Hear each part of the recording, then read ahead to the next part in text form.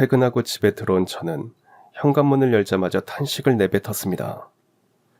거실에는 음식물 쓰레기가 바닥에 아무렇게나 흩어져 있고 곳곳에는 옷가지가 나뒹굴고 있었어요.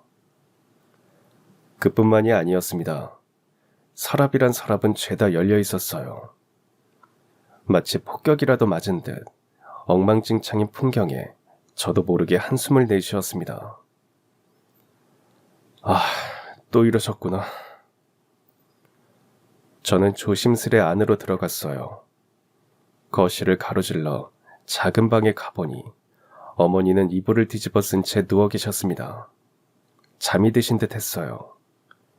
이 난리통의 주인공은 보나마나 어머니일 겁니다. 그런 어머니를 싹 씻겨서 재운 건 아마도 아내일 테고요. 착잡한 심정으로 곤히 잠든 어머니를 바라보다가 돌아서는데 마침 아내가 들어왔습니다. 왔어? 음식물 쓰레기 버리고 오는 중이야. 쌓이기 전에 빨리 버렸어야 했는데 내가 늦장을 부리는 바람에 이 사단이 났네. 아내는 매우 지쳐 보였습니다. 저는 아내에게 다가가서 얼른 음식물 쓰레기통을 받아들었어요. 그게 왜 당신 잘못이야. 이리 줘. 내가 갖다 놓을게. 당신은 좀 쉬고 있어. 내가 치울게. 아니야. 당신도 일하고 와서 힘들잖아. 내가 얼른 치울게. 그렇게 저희 부부는 말없이 어머니가 난동을 부린 거실을 묵묵히 치웠습니다. 음식물 쓰레기가 묻은 옷감은 일일이 손빨래를 한 후 세탁기에 넣고 바닥은 여러 차례 걸레로 싹싹 밀었어요. 그렇게 하니 1시간이 훌쩍 흘렀습니다. 모든 일을 마치고 식탁에 마주 앉으니 맥이 탁 풀렸어요. 저는 아내의 손등에 난 상처를 뒤늦게 발견했습니다. 당신 손등이 왜 그래? 아까 어머니랑 실랑이를 벌이다가 긁혔나봐. 뭐? 연고는 발랐어? 상처가 꽤 깊은데. 괜찮아. 어머님 손톱을 미리 잘라드렸어야 했는데 내가 부주의했지. 아내는 그렇게 말하면서 손등을 감췄어요. 순간 저도 모르게 울컥해서 말했습니다. 왜 그게 당신 탓이야? 왜 항상 모든 걸 당신 탓이라고 하는데 다 어머니 탓이잖아. 당신이 다친 것도 이 사단이 난 것도. 어머님은 아프시잖아. 본인의 말과 행동을 조절할 수도 없는 상태고 이런 상황이 가장 슬프고 속상한 건 아마 어머님일 거야. 그렇게 말하는 아내를 보면서 저는 결심했습니다. 몇 주 전부터 고민하던 걸 오늘은 반드시 얘기해보기로 말이죠. 여보, 우리 이제 그만하자. 어머니 이제 요양원에 모시자. 제 말에 아내는 말없이 저를 바라봤어요. 저는 마음속에 담아뒀던 이야기를 와르르 쏟아냈습니다. 당신 많이 힘들잖아. 화장실도 제대로 못 가시고 밥도 제대로 못 드시는 분을 하루 이틀도 아니고 장장 10년이나 모셨어. 그럼 당신 할 만큼 한 거야. 이제 그만 보내드려도 돼. 이러다 당신까지 쓰러질까봐 난 무서워. 어머니 뒷바라지 하다가 당신이 먼저 잘못될까봐 두려워. 제 말에 아내는 충격을 받은 듯 했어요. 아무리 그래도 어떻게 그래? 자식들 다 멀쩡히 살아있는데 어떻게 어머님을 요양원에 모셔? 그래, 자식들 다 멀쩡히 살아있지. 근데 당신만 혼자 독박 쓰듯이 어머니를 모시고 있잖아. 형은, 진우는, 형수님 재수씨 다 나 몰라라는데 왜 당신만 혼자 이 희생을 감당해야 하냐고. 그 말을 하는데 저도 모르게 울컥했어요. 형이나 동생이나 나 몰라라는데 중간에서 이러지도 저러지도 못하는 저 때문에 괜히 아내만 고생하는 것 같아서 미안하고 죄스러웠습니다. 생각해보면 늘 그랬습니다. 형과 동생 사이에 끼어서 장남이라고 대접받지도 막내라고 예쁨받지도 못하고 어중간하게 자랐어요. 게다가 아버지를 닮아서 한성격하는 형이나 동생과 달리 어머니를 닮아 둥글둥글한 저는 늘 양보하고 둘 사이를 중지하며 자랐습니다. 집에서 그렇게 자라니 밖에서도 좀처럼 제 의견을 강하게 펼치는 법이 없었어요. 좋은 게 좋은 거지, 둥글게 살자, 그런 신념을 갖고 살았던 것 같습니다. 연애할 때도 마찬가지였어요. 되도록 상대방을 배려하고 맞춰주는 연애를 했죠. 그런데 그런 말이 있죠. 호의가 계속되면 그게 당연한 줄 안다고요. 처음엔 고마워하던 상대가 어느덧 제 배려를 당연하게 여기고 저를 함부로 대할 때가 많았습니다. 그렇게 상대가 변하면 저는 망설이지 않고 이별을 고했어요. 사람이 변하는 데는 그리 오래 걸리지 않았습니다. 어쩔 때는 100일을 채 넘기지 못했어요. 그나마 오래 연애한 게 반년이었습니다. 친구들은 그게 당연한 거라고 말했어요. 아낌없이 퍼주고 배려해주는 관계는 부모 자식 사이에나 가능하다고 말이죠. 하지만 저는 믿었습니다. 이런 배려를 감사하게 여길 줄 아는 저 같은 사람이 어딘가에 반드시 존재할 거라고 말이죠. 그리고 마침내 그런 여자를 만났습니다. 그 여자가 바로 지금의 제 아내입니다. 친구 소개로 만난 아내는 처음부터 달랐습니다. 약속 장소를 정할 때도 둘 다 접근하기 좋은 곳으로 골랐고 약속 시간에는 좀처럼 늦는 법이 없었어요. 연애 기간이 길어져도 아내는 변하지 않았습니다. 사소한 배려에도 늘 고맙다는 인사를 잊지 않았어요. 그렇게 1년 넘게 사귀다 보니 이 여자를 놓치면 안 되겠다는 생각이 들었습니다. 그래서 용기를 내어 프로포즈를 했어요. 다행히 아내는 제 프로포즈를 받아들였고 저희는 본격적으로 결혼 준비를 시작했습니다. 신혼집을 어디에 구할지 의논하는데 아내가 먼저 어머니 집 근처로 신혼집을 구하자고 제안했어요. 시댁 근처라서 불편하지 않겠어? 아버지는 몇 년 전에 돌아가셨고 형이나 동생은 저보다 먼저 결혼한 터라 집에는 저와 어머니 둘뿐이었어요. 형이나 동생은 모두 처가 근처로 신혼집을 마련해서 어머니 집과는 거리가 있었습니다. 그런 상황이라 아내의 제안이 고마웠지만 한편으로는 걱정도 들었어요. 하지만 아내는 그게 당연하다는 듯 말했습니다. 당신까지 나오면 집에 어머님 혼자 계시잖아. 그럼 누구라도 가까이 살면서 자주 들여다봐야지. 장인어른도 혼자 계시잖아. 아빠는 남동생네가 근처에 살고 있어서 괜찮아. 우리가 어머님 댁 근처로 신혼집을 구하자. 그런 아내의 배려 덕분에 저희는 어머니 집 근처로 신혼집을 구했습니다. 어머니도 아내의 이런 배려를 내심 고마워하셨어요. 처가에는 장모님이 일찍 돌아가셔서 장인어른 혼자 계셨고 저희 집은 어머니만 계셔서 양가 합의하에 모든 걸 간소하게 진행했습니다. 예단이나 예물도 생략했어요. 양가 어르신 모두 한 푼이라도 아껴서 저희 신혼집 구하는 데 보태라고 하셨습니다. 덕분에 저희는 예상보다 넉넉한 평수로 신혼집을 마련할 수 있었어요. 저까지 결혼하고 나니 명절이 되면 집안이 북적북적했습니다. 삼형제의 세 며느리가 모이니 조카들이 없어도 시끌시끌했어요. 어머니는 점심을 먹으면 삼형제를 서둘러 처가에 보내려 하셨습니다. 처가에서 기다릴 텐데 얼른들 일어나라. 괜히 꾸물거리면 차 막힌다. 어머니가 그렇게 말씀하시면 형수님이나 재수씨는 얼른 자리에서 일어났어요. 하지만 아내는 곧바로 일어나지 않았습니다. 어머님, 전 좀 천천히 출발할게요. 네가 제일 먼저 일어나야지. 친정도 가깝지 않은데. 저희는 가면 하룻밤 자고 오잖아요. 천천히 움직여도 돼요. 아내는 그렇게 말하면서 형네와 동생네를 배웅했어요. 저는 아내에게 넌지시 물었습니다. 일어날 때 다 같이 일어나지 왜 항상 혼자 남아? 집안이 시끌시끌하다가 한꺼번에 우르르 빠져나가 봐. 어머님이 얼마나 허전하시겠어. 우리라도 좀 더 있다가 가야지. 아내는 그렇게 항상 어머니를 생각하고 배려했어요. 그건 어머니도 마찬가지였습니다. 새아가 이거 좀 가지고 내려가라. 이것저것 챙겼는데 입맛에 맞으실지 모르겠다. 사돈어른 혼자 계셔서 명절 음식도 많이 못하셨을 거 아니니. 양념게장 좋아하신다고 해서 따로 묻혔는데 괜찮을지 모르겠네. 힘드셨을 텐데 뭘 이런 걸 다 하셨어요.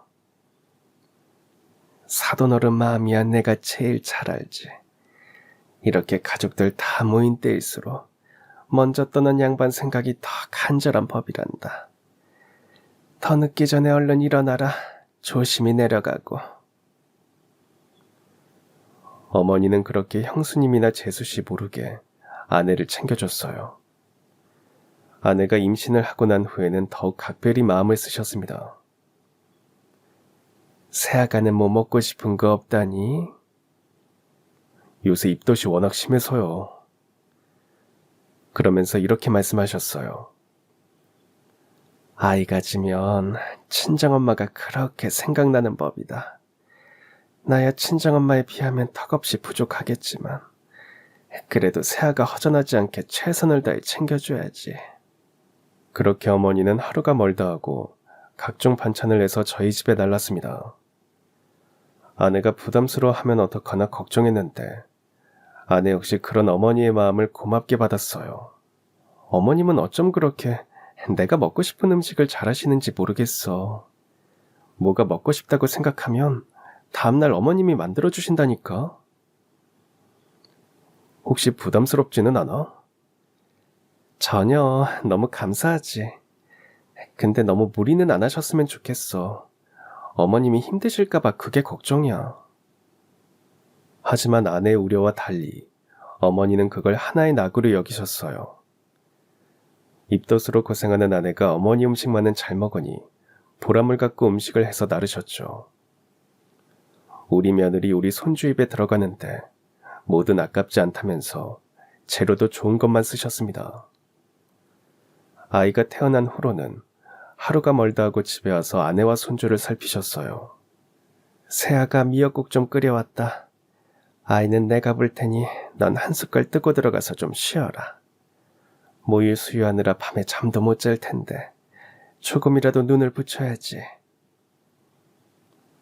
그런 어머니의 배려에 아내는 늘 고마워했습니다. 어머니와 아내가 잘 지내니 저야 그저 감사할 따름이었죠.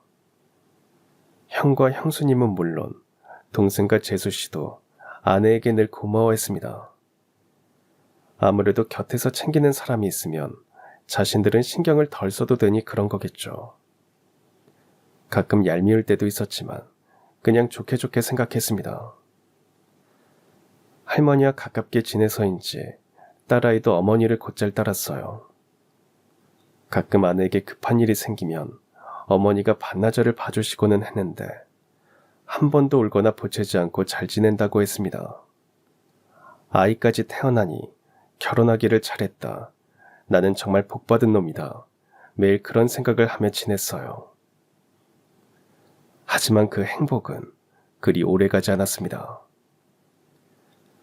어느 날부터 어머니에게 이상한 증상이 나타나기 시작했거든요. 어머님 댁이 워낙 가깝다 보니 평일에도 자주 넘어가서 저녁밥을 같이 먹고는 했는데 최근 들어 어머님이 젓가락을 손에 쥐고도 밥을 흘리는 일이 잦아지셨어요. 깍두기를 집으려다가도 번번이 놓치시고는 했습니다. 아유, 나이 먹으면 손님이 없어진다더니 내가 딱 그렇구나. 그럴 때마다 어머니는 멋쩍은 듯이 말씀하셨어요. 오늘 집안일을 무리하게 하신 모양이에요. 청소기는 2, 3일에 한 번만 미세요. 아이고, 어떻게 그러니. 먼지가 굴러다니는 게 내 눈에 보이는데. 우리 손녀딸이 언제 올지 모르는데 늘 깔끔히 치우고 살아야지. 그렇게 식사를 마치고 식구가 다 같이 앉아서 과일을 먹고 있었습니다. 그런데 어머니가 갑자기 자리에서 벌떡 일어나시더니 마치 무언가를 찾듯 분주하게 집안을 돌아다니기 시작하셨어요. 어머님 왜 그러세요? 뭐 찾는 거 있으세요? 아내의 물음에 어머니는 여전히 집안 여기저기를 훑어보며 건성으로 대답하셨어요. 아이고, 내 안경이 어디 갔는지 보이지를 않는구나. 순간 아내나 저나 할 말을 잃었습니다. 안경은 바로 어머님의 콧등에 걸쳐져 있었어요. 엄마, 안경 지금 쓰고 계시잖아요. 제 말에 어머니는 그제야 발걸음을 멈추고는 자신의 얼굴을 더듬었습니다. 그러고는 무안하다는 듯 웃으셨어요.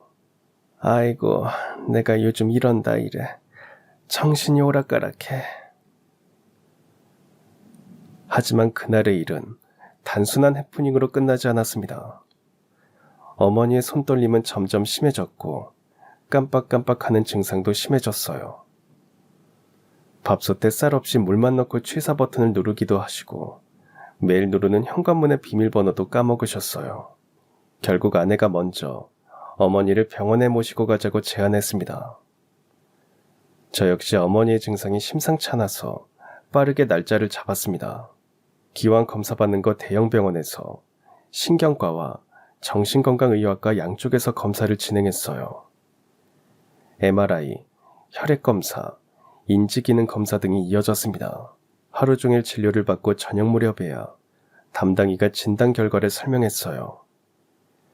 그런데 그 내용이 정말 충격적이었습니다.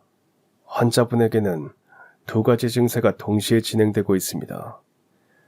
파킨슨병 초기와 알츠하이머성 치매가 함께 나타나고 있어요. 그 말을 듣는데 하늘이 무너지는 줄 알았습니다. 저는 떨리는 목소리로 물었어요. 둘 다요? 확실한가요? 예. 손떨림, 동작 느려짐, 표정 변화 없는 무표정 상태는 파킨슨병의 주요 증상이고요.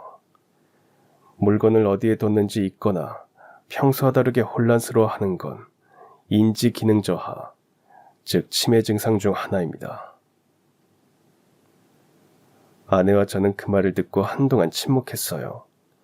그 사이 의사가 말을 이었습니다. 지금부터는 누군가의 돌봄이 반드시 필요합니다. 거동도 점점 어려워지실 거고 인지 기능도 서서히 저하될 겁니다. 약물로 진행을 조금 늦추는 건 가능하지만 완치는 어렵습니다. 그렇게 청천벽력 같은 진단을 받고 아내와 저는 어머니를 모시고 집으로 돌아왔습니다. 어머니에게는 사실을 말하지 않았어요. 그보다는 형제들에게 이 사실을 알리는 게 우선이었습니다. 저는 그 주 주말에 형과 동생네 가족을 저희 집으로 불렀습니다. 그리고 어머니의 상태를 얘기했어요. 당연히 형이나 동생, 형수님과 재수씨 모두 충격을 받았습니다. 그 사이 아내는 연신 눈물을 훔쳤어요. 죄송해요. 제가 좀 더 빨리 알아차리고 모시고 갔어야 했는데. 아니에요. 저희는 더 무심했는걸요. 어머니가 그러신지도 모르고 저희야말로 죄송합니다. 형은 그런 말로 아내를 위로했어요. 저는 착잡한 표정으로 오늘 형제들을 부른 이유를 말했습니다. 조만간 어머니 혼자 생활하기 힘들어지실 거야. 아무래도 누군가 어머님을 모셔야 할 것 같아. 제 말에 거실에는 무거운 침묵이 흘렀어요. 먼저 입을 연 건 막내였습니다. 우리 집은 이제 막 아이가 태어나서 아무래도 당장은 어머니를 모시기 힘들 것 같아. 그러자 형도 어렵게 입을 열었어요. 우리는 맞벌이를 하잖아. 게다가 요새 형수 건강이 좀 안 좋아서 누구를 케어할 상태가 아니야. 형까지 그렇게 이야기하니 저도 모르게 울컥해서 입을 열었어요. 우리 딸은 다 컸어? 이 사람은 집에서 놀아? 상황 어려운 건 다들 똑같지? 그런 저를 조용히 말린 건 바로 아내였어요. 아내는 그 사이 결심을 굳힌 듯 입을 열었습니다. 저희가 모실게요. 여보, 어머님 갑자기 낯선 환경에 가면 적응하기 어려우시잖아. 우리가 사는 집을 정리하고 어머님 댁으로 들어가자. 아내의 말에 형수님과 재수씨가 얼른 맞장구를 쳤습니다. 형이나 동생도 한결 안도하는 게 눈에 보였어요. 저는 아내에게 조심스레 물었습니다. 당신 힘들지 않겠소? 병수발도 해본 사람이 해야지. 엄마 돌아가시기 전에 몇 년 동안 병간호 해봐서 괜찮아. 잘할 수 있어. 당신 직장은 어떡하고? 당분간은 쉬어야지. 지금은 어머님 건강을 회복하는 게 최우선이니까. 재수씨가 그렇게 해주면 우리야 너무 고맙죠. 병원비나 어머니 생활비는 걱정하지 마세요. 그건 저희가 보탤게요. 그나마 형은 최소한의 양심이 있는지 그렇게 말했습니다. 형이 눈짓하자 막내도 마지못해 고개를 끄덕였어요. 형과 동생네가 집으로 돌아가고 저는 다시 한번 아내에게 물었어요. 당신 정말 괜찮겠소? 너무 힘들 것 같은데. 괜찮아. 어머님이 그동안 나한테 얼마나 잘해주셨는데 이제 내가 보답해야지. 그래야 내 마음이 편할 것 같아. 아내가 그렇게 말하니 저도 더는 만류할 수 없었어요. 그렇게 저희는 살던 집을 정리하고 어머니 집으로 들어가게 되었습니다. 어머니께는 조심스럽게 현재 상태에 대해 말씀드렸어요. 아니나 다를까 어머니는 큰 충격을 받으셨습니다. 아이고 어쩌면 좋니. 내가 그런 몹쓸 병에 걸렸다니. 너희한테 큰 폐를 끼치는구나. 폐라뇨. 아프고 싶어서 아픈 사람이 세상에 어딨어요. 지금 제일 힘든 건 어머님일 텐데. 자책하면서 마음까지 괴롭게 만들지 마세요. 아셨죠? 의사 선생님이 약 먹고 치료 잘 받으면 충분히 진행 늦출 수 있다고 했어요. 저랑 같이 잘 이겨내요, 어머님. 어머니의 두 손을 잡고 그렇게 말하는 아내를 보면서 제 코끝이 다 찡해졌어요. 어머니 역시 아내의 손을 잡고는 눈시울을 붉히셨습니다. 고맙다. 그렇게 말해줘서 정말 고맙다. 어머니는 아내의 응원에 힘입어 약도 열심히 드시고 치료도 열심히 받으러 다니셨어요. 그런 노력이 통한 건지 1, 2년은 그렇게 병세가 악화되지 않았습니다. 물론 실수를 자주 하셨지만 비교적 사소한 것들이었어요. 밥을 2번 지으려고 하시거나 세탁기를 돌린 줄 모르고 또 작동시키는 정도였죠. 한 번은 욕실에 들어가서 옷을 다 벗고 계시다가 내가 왜 들어왔지 하고 중얼거리며 나오시기도 했다고 해요. 하지만 모두 가벼운 해프닝에 불과했죠. 그때 어머님은 예전처럼 농담도 자주 하시고 웃기도 잘 웃으셨습니다. 그 시기는 어머니를 간병하기보다는 돌보는 느낌이었어요. 크고 작은 사건이 있었지만 모두 웃고 넘길 수 있는 것들이었으니까요. 하지만 시간이 흐를수록 어머니의 병세는 눈에 띄게 악화되었습니다. 일단 손떨림이 심해졌어요. 식사를 하면 번번이 숟가락을 놓치셨습니다. 결국 아내가 떠먹여드려야 겨우 먹을 수 있는 상태가 되었어요. 다리의 힘도 점점 사라졌습니다. 아침에 깨어나시면 침대에서 일으켜드려야 겨우 화장실에 다녀오셨어요. 잘 웃고 농담도 잘하시던 어머니가 이맘때쯤에는 급격히 우울해하셨습니다. 자존심이 강한 분이기에 이런 상황을 받아들이기 더 힘들어하셨어요. 밥도 내 손으로 못 먹고 화장실도 제대로 못 가니 그야말로 짐덩어리가 따로 없구나. 짐이라뇨. 그런 말씀 마세요. 그럴 때마다 아내는 어머니를 위로했습니다. 어머니가 하도 본인을 짐이라고 자칭하니 나중에는 이렇게 말했어요.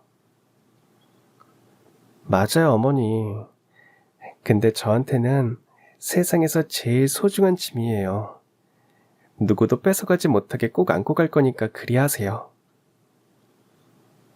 아내가 그렇게 말하면 좀처럼 웃지 않던 어머니도 웃고는 하셨어요. 하지만 얼마 안 가 깨달았습니다.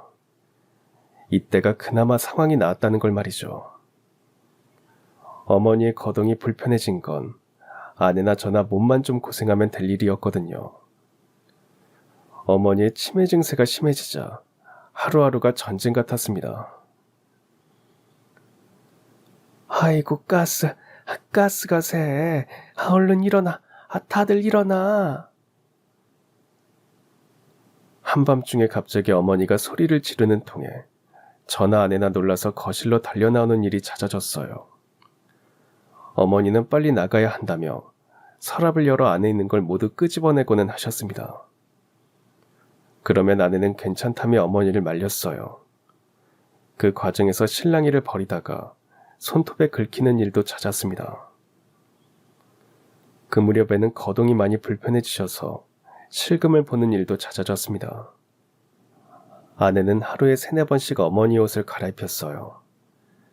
저 역시 그때는 회사에서 실적 압박을 받고 있던 터라 심신이 지친 상태였어요.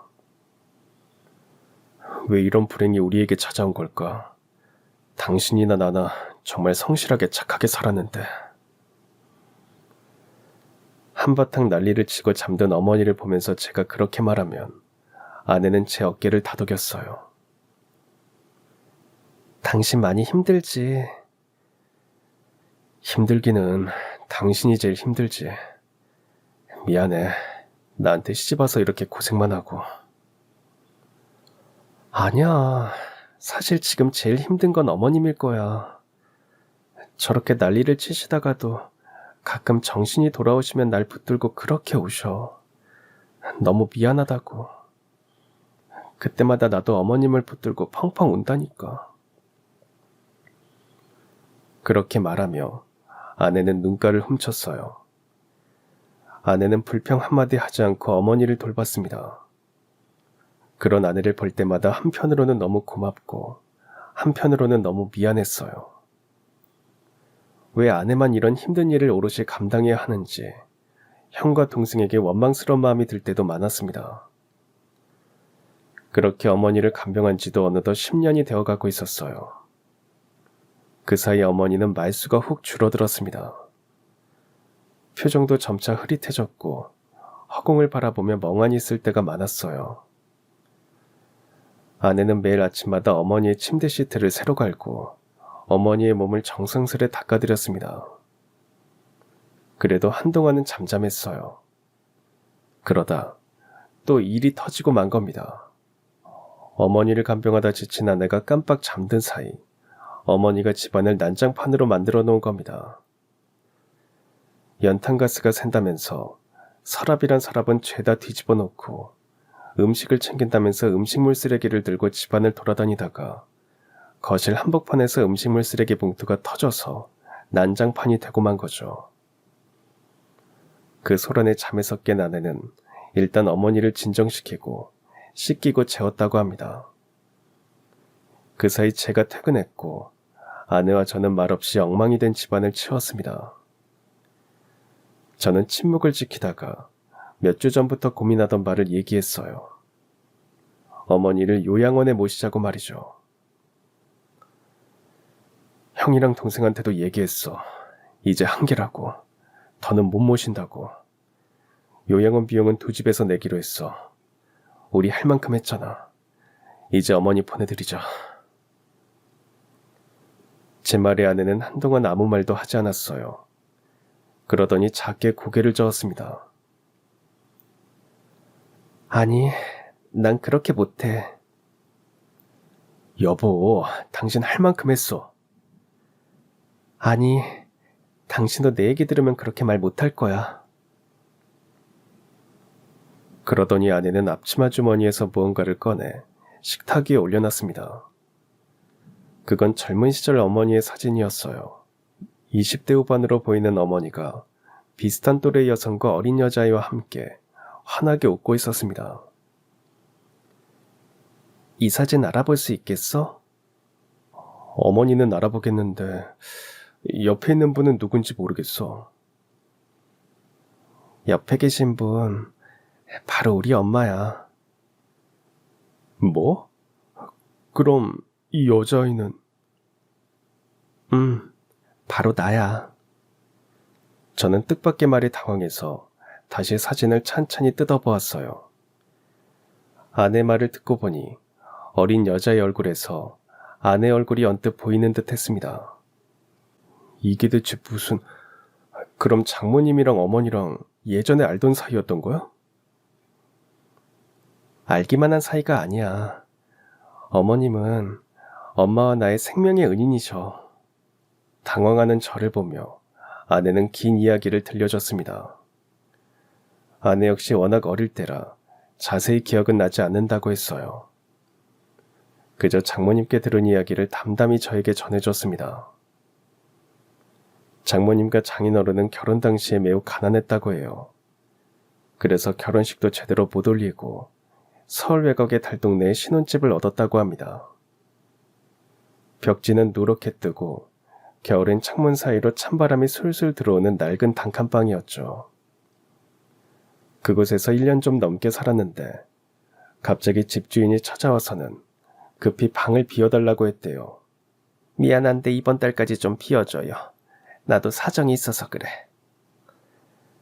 저 뱃속에 아이가 있어서 지금 당장은 이사를 하기 어려운데요. 몇 달만 말미를 주시면 안 될까요? 미안해요. 나도 사정이 워낙 급해서. 그때 장모님은 임신 7개월 차였다고 합니다. 계약상 맞지 않는 요구였지만 집주인이 그렇게 요구하니 따지지도 못했다고 해요. 장인어른은 매일 일을 나가셔야 했기 때문에 장모님 혼자 무거운 몸을 이끌고 집을 보러 돌아다녔다고 합니다. 그 보증금으로 이 동네에서는 집 구하기 힘들 것 같은데 더 위쪽으로 올라가 봐요. 초겨울의 날씨에 여기저기 발품을 팔러 다니면서 연신 차가워진 손을 입으로 불어 녹이셨다고 합니다. 그렇게 이 동네 저 동네를 전전하던 장모님은 우연히 전봇대에 붙은 전단지를 발견했습니다. 방 있음, 깔끔함, 조용한 사람 환영이라고 손글씨로 적혀 있었다고 해요.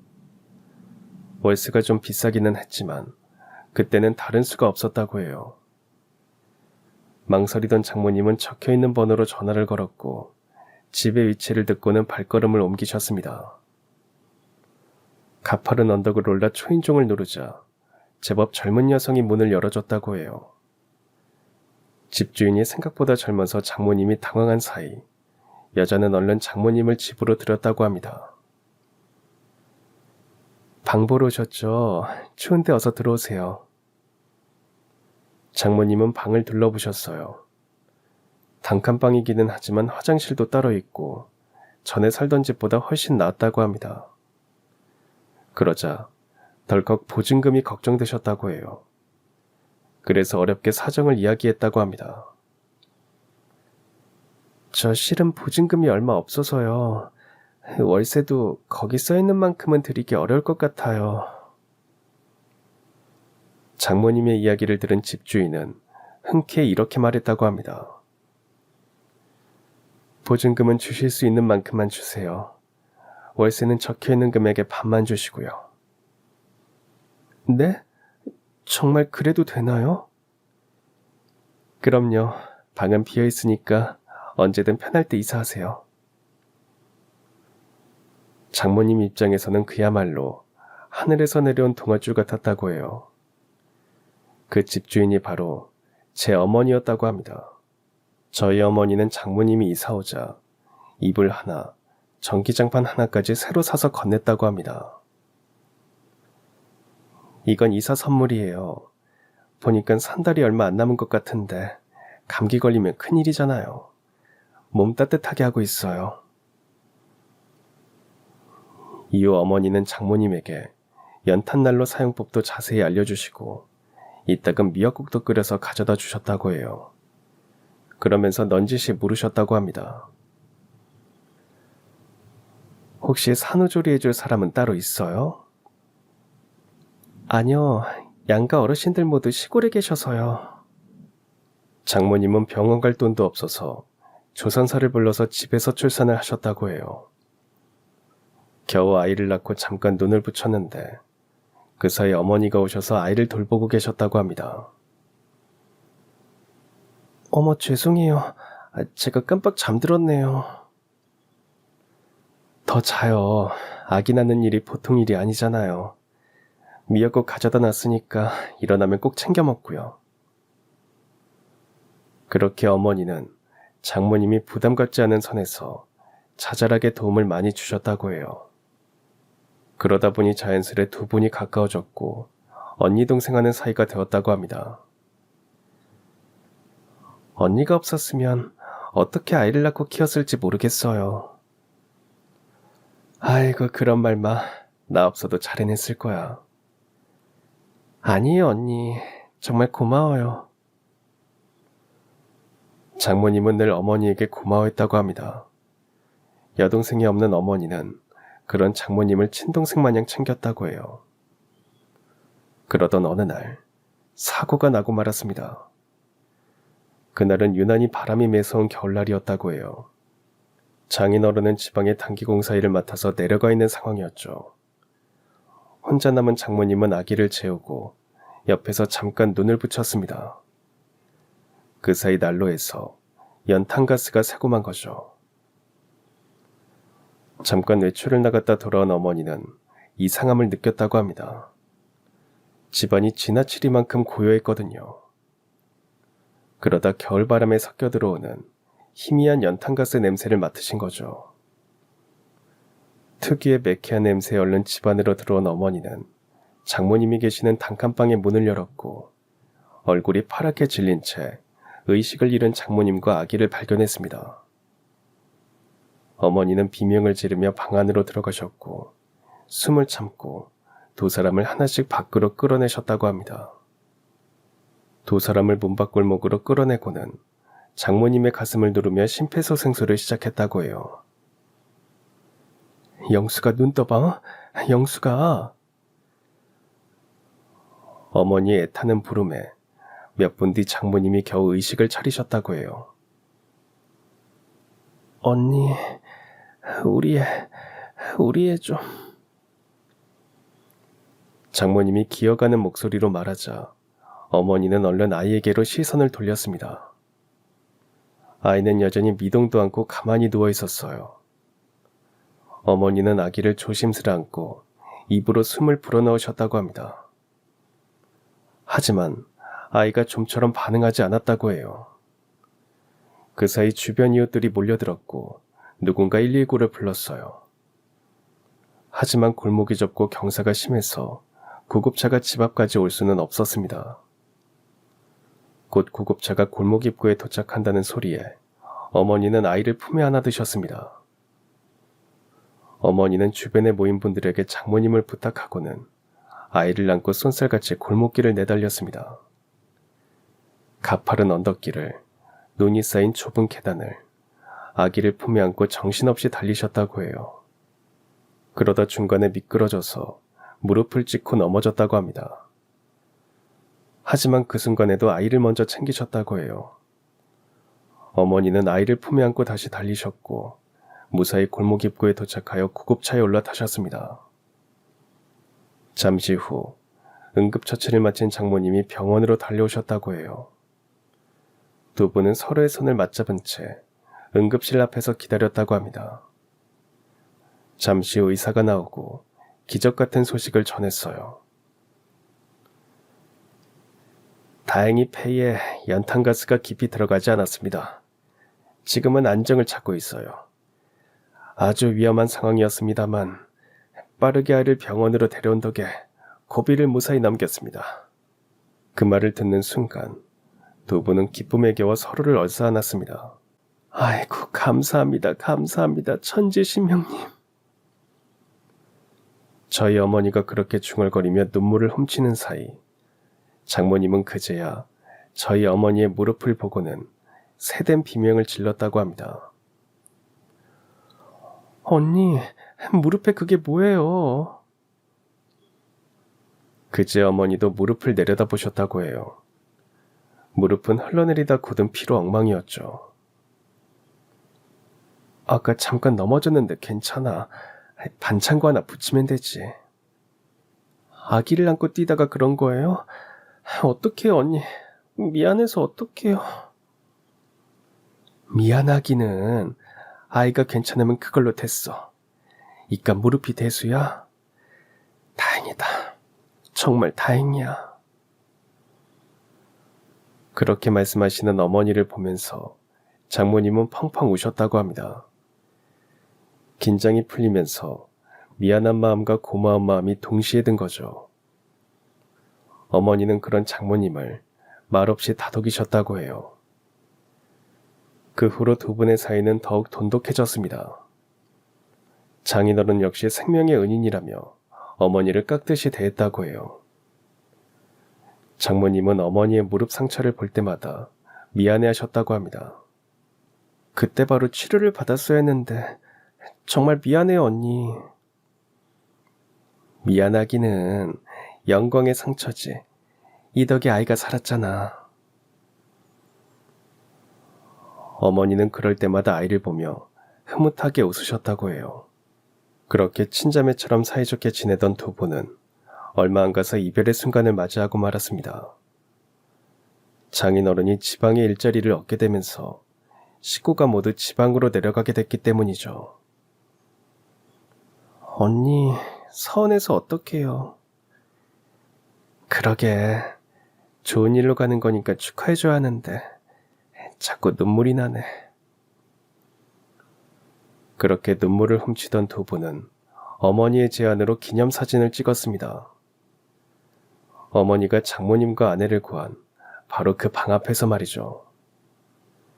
어머니는 사진을 2장 인화해서 한 장을 장모님께 건넸습니다. 한 장씩 나눠 갖자. 누가 알아? 인연이 닿아서 언젠가 다시 만날지도 모르잖아. 그래, 언니. 꼭 그랬으면 좋겠네요. 두 분은 그렇게 사진 한 장씩 나눠 갖고 작별 인사를 했습니다. 그때는 연락할 수단이라고는 집 전화가 유일했으니 지방으로 내려가서는 자연스럽게 연락이 끊겼다고 해요. 장모님은 이사를 간 후에도 가끔 어머니 이야기를 하셨다고 합니다. 엄마랑 정말 친하게 지낸 언니가 있었어. 유나, 너도 얼마나 예뻐했는지 아니? 고마운 이모야? 그럼 세상에서 제일 고마운 이모지. 우리 유나를 살려줬으니까. 어릴 때는 그 말이 무슨 뜻인지 몰랐다고 해요. 그래서 한동안 잊고 지냈다고 합니다. 장인어른과 장모님은 한동안 지방에서 사셨습니다. 그러다 장모님의 건강이 악화되면서 서울로 올라오셨다고 해요. 대학병원을 자주 오가야 하는데 지방에서 다니기에는 거리가 너무 멀었기 때문이죠. 다행히 그 무렵 장인어른이 서울에 새로 일자리를 구해서 무리 없이 식구가 이사를 왔다고 합니다. 장모님은 아내가 어릴 때부터 만성 간염을 앓아왔다고 해요. 그래서 몸이 자주 붓고 피로도 자주 느끼셨다고 합니다. 지방에 살 때는 병원 가기도 어렵고 돈도 없어서 제대로 치료를 못 받다가 결국 병세가 악화돼서 아내가 고등학생 때는 내내 집에 누워 계셨다고 합니다. 아내는 그런 장모님을 살뜰히 챙겼어요. 우리 딸한테 미안해서 어쩌지. 엄마가 수험생인 우리 딸을 챙겨줘야 하는데. 괜찮아. 엄마가 아프고 싶어서 아픈 것도 아니고. 아내는 그렇게 말하면서 묵묵히 장모님을 돌봤습니다. 처음엔 집안 형편 때문에 대학 진학도 망설였다고 해요. 장모님의 병원비도 부담스러운데 자신까지 학비 부담을 보태고 싶지는 않았던 거죠. 하지만 장모님의 한마디가 아내의 마음을 돌렸다고 합니다. 그냥 딱 우리 딸 대학 졸업하는 것까지는 보고 싶어. 마음 같아서는 결혼하는 모습도 보고 싶고 우리 딸 닮은 예쁜 아이 낳는 것도 보고 싶은데 그건 내 욕심인 것 같고 그래도 학사모 쓴 모습은 볼 수 있겠지? 그런 장모님의 간절한 바람을 들어드리기 위해 아내는 열심히 공부했고 마침내 원하는 대학에 진학할 수 있었습니다. 게다가 장학금까지 받게 돼서 학비 걱정도 덜었다고 해요.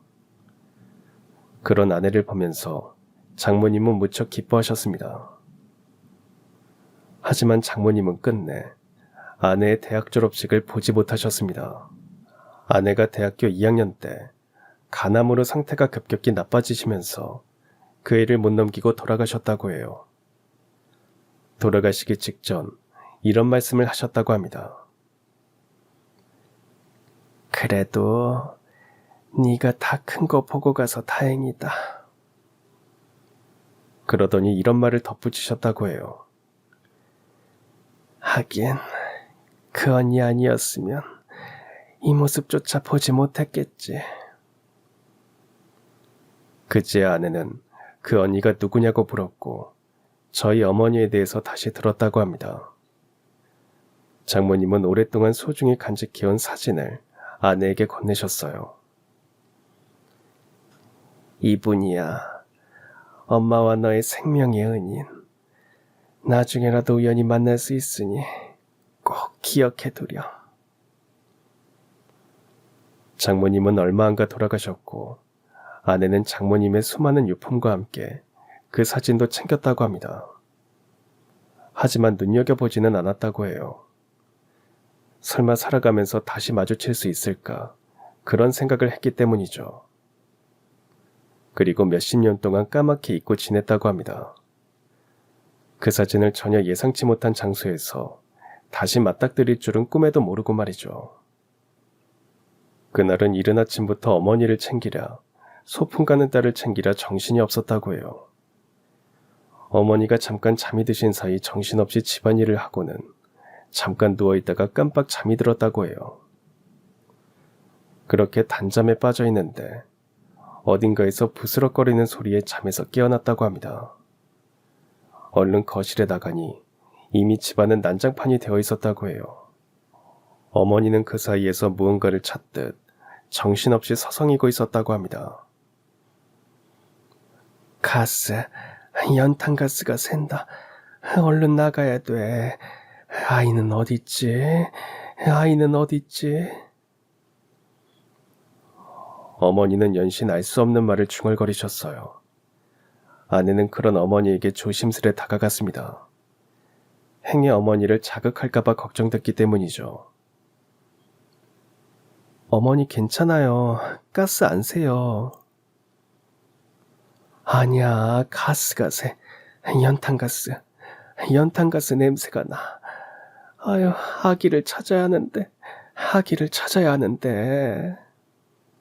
어머니가 무언가에 완전히 몰입해 있을 때는 억지로 건드리면 사단이 난다는 걸 잘 알기에 아내는 조심스레 뒤로 물러섰습니다.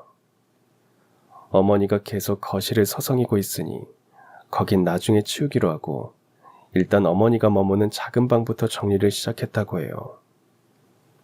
작은 방은 서랍이 있는 물건이 죄다 바깥으로 나와 있어 어지러웠습니다. 아내는 묵묵히 방을 정리하기 시작했어요. 그러다 바닥에 떨어져 있는 무언가를 발견했습니다. 그걸 집어든 아내는 소스라치게 놀랐어요. 그건 바로 장모님이 돌아가시기 직전 아내에게 남긴 사진이었어요. 생명의 은인이라는 분과 장모님, 아내가 함께 찍은 사진이었죠. 아내는 멍한 표정으로 사진을 바라보다가 조심스레 뒷장을 살펴보았습니다. 그러고는 자신도 모르게 새된 비명을 내질렀다고 해요. 사진 뒷장에는 이렇게 적혀 있었다고 해요. 단짝과도 같은 내 동생 영숙이와 함께. 그제 아내는 사진 속 그 사람이 저희 어머니라는 걸 깨달았습니다. 그리고 삼광같이 어머니가 그간 보인 이상행동을 떠올렸다고 해요. 치매에 걸린 어머니는 아내를 구한 그날의 기억을 떠올리면서 툭하면 연탄가스가 샌다고 중얼거렸던 겁니다. 아내는 떨리는 손으로 사진을 들고 거실로 나왔어요. 거실에는 어머니가 여전히 반쯤은 넋이 나간 상태로 서성거리고 있었습니다. 아가 어딨니? 얼른 나가야 돼. 연탄가스가 샌다. 연탄가스가 새. 그 모습을 보고 아내는 울먹이는 목소리로 어머니를 불렀어요. 그러자 어머니가 공허한 눈빛으로 아내를 돌아봤습니다. 그제 아내는 어머니의 한쪽 무릎에 있는 오래된 상처를 발견했어요. 설마 그게 자신을 구하다가 생긴 상처일 줄은 여태 꿈에도 몰랐던 겁니다. 세대, 아가 못 봤어요. 연탄가스 가세. 아가를 데리고 나가야 돼. 그렇게 중얼거리는 어머니에게 아내는 조심스레 다가갔다고 합니다. 그리고 어머니의 손을 맞잡았다고 해요. 그때는 어머니도 아내의 손을 뿌리치지 않고 얌전히 계셨다고 해요. 어머니를 마주하고 아내는 이렇게 말했다고 합니다. 아기는 괜찮아요. 아기는 무사해요. 그러니까 걱정하지 마세요. 아내의 말에 어머니는 한동안 대답을 안 하다가 이내 작게 고개를 끄덕였다고 합니다. 그래요. 그럼 됐어. 아이만 무사하면 그러면 됐어. 그런 어머니를 보면서 아내는 결국 울음을 터뜨렸고 어머니는 당황하며 그런 아내를 오시러 달랬다고 해요. 세대, 왜 울어요? 울지 말아요. 그렇게 아내는 한참 동안 어머니의 품에 안겨 울었다고 합니다. 어머니는 이후 제풀에 지치셨는지 목욕을 하자마자 아이처럼 곧바로 잠드셨다고 해요. 아내에게 그 이야기를 듣는 내내 저는 한마디도 하지 못했습니다. 이 모든 게 다 믿기지 않았기 때문이죠. 어머님은 내 생명의 은인이셔. 그런데 내가 어떻게 어머님을 보내. 이제껏 10년은 내가 받은 만큼 한 거야. 앞으로 10년은 우리 엄마가 받은 만큼 해드려야지. 아내는 결의에 찬 목소리로 그렇게 말했어요. 아내에게 어머니를 요양원에 모시자고 더는 권할 수 없었습니다. 그저 아내의 뜻을 존중하면서 저도 어머니를 돌보는데 더욱 힘을 보탤 수밖에 없었죠. 딸아이 역시 그런 저희 부부를 묵묵히 도와줬습니다. 어머니는 그 후 몇 년을 더 살다가 돌아가셨어요. 돌아가시기 직전에는 종종 의식이 돌아오기도 하셨습니다. 그때마다 어머니는 아내에게 감사 인사를 전했어요. 아가, 정말 고맙다. 정말 고마워. 아니에요, 어머님. 저 역시 구해주셔서 감사해요. 저와 저희 엄마를 구해주셔서 정말 감사합니다. 그렇게 두 사람은 서로의 손을 맞잡고 서로에게 감사 인사를 건넸습니다. 어머니는 마치 잠들듯 조용히 눈을 감으셨어요. 그 모습이 어찌나 편안해 보이던지 영안실에서 어머니의 마지막 모습을 본 형과 동생은 제 아내에게 거듭 감사의 뜻을 전했습니다. 더불어 어머니가 사시던 집은 아내에게 주기로 형제들 모두 뜻을 모았어요. 아내는 사양했지만 10년 넘게 모셨는데 이조차 너무 약소하다며 형과 동생 역시 뜻을 굽히지 않았죠. 어머니가 남긴 얼마 안 되는 재산과 금부치도 모두 아내가 갖기로 했습니다. 여기에 이견을 다는 이는 식구 중에 아무도 없었어요. 어머니가 돌아가신 지 몇 개월이 지나니 이제야 지난 세월을 돌아보게 됩니다. 그래도 아내 덕분에 어머니가 마지막 가시는 길까지 편안하셨을 거라고 믿어 의심치 않습니다. 더불어 인연이라는 게 참 무섭구나. 그런 생각이 드는 요즘이에요. 설마 과거의 인연이 이렇게 이어질 줄은 어머니도 아내도 전혀 예상하지 못했을 테니까요. 어머니와의 일들을 이렇게 사연으로 남아 정리하며 저도 어머니를 마음속에서 떠나보내려 합니다. 긴 사연 들어주셔서 감사합니다. 그럼 지금까지 사연 들어주셔서 감사합니다. 사연이 재밌으셨다면 구독과 좋아요 부탁드려요. 감사합니다. 안녕히 계세요.